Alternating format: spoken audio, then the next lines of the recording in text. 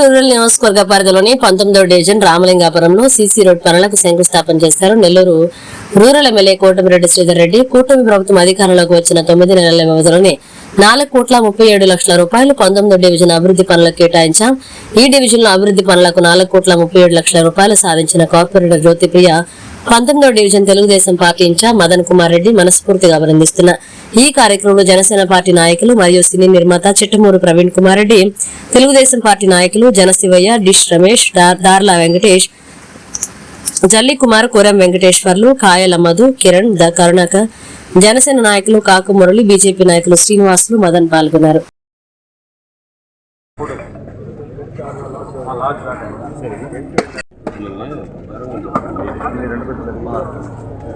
మధు మధు కొద్దిగా శివన్న కొద్దిగా అది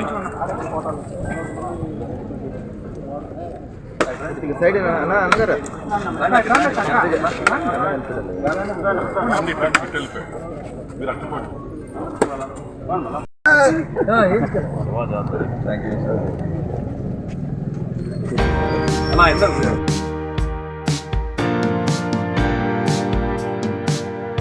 ఇద్దరు 19వ డివిజన్ సిమెంట్ రోడ్డుకి శంకుస్థాపన.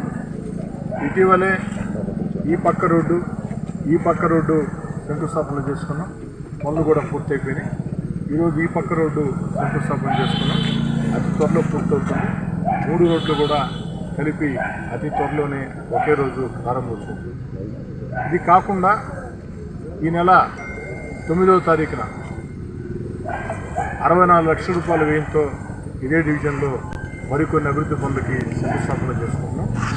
మొత్తం కలగలిపితే ఈ నెలలో పెట్టబోతున్నటువంటి 64 లక్షలతో కలుపుకుంటే ఈ 8 నెలల కాలంలో ఈ ఒక్క డివిజన్కి నిధులు అభివృద్ధి కార్యక్రమాల కోసం ఖర్చు పెట్టింది అక్షరాల 4,37,00,000 రూపాయలు.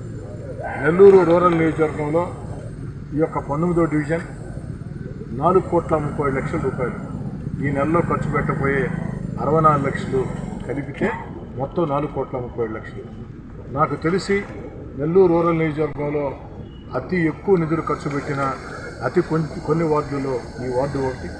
దీనికి ఎందుకంటే నిధులు విడుదల కావాలన్నా, అభివృద్ధి కార్యక్రమాలు సాధించాలన్నా ఒక కాలువ, రోడ్డు లేదా పైప్ లైను, కరెంటు ఇవన్నీ సౌకర్యాలు రావాలంటే ఆ డివిజన్లో ఉన్న నాయకులు కావచ్చు, కార్పొరేటర్ కావచ్చు, వారు కానీ ఉత్సాహంగా పనిచేస్తే, చురుగ్గా పనిచేస్తే, శ్రద్ధ తీసుకుంటే సాధ్యమవుతుంది.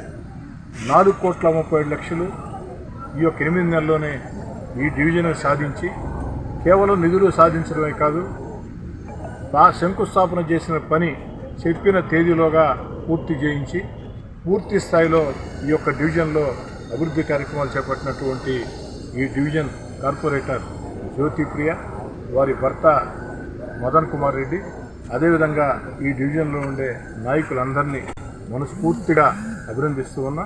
ప్రతి డివిజన్లో కూడా కార్పొరేటర్లు కానీ, నాయకులు కానీ ఏదైతే మదన్ మాదిరిగా, జ్యోతిప్రియ మాదిరిగా ఈ డివిజన్లో ఉండే నాయకుల మాదిరిగా ఉత్సాహంగా కానీ వారి శ్రద్ధ తీసుకుంటే అన్ని డివిజన్లో సాధ్యమవుతుంది. నాకు చాలా సంతోషంగా ఉంది.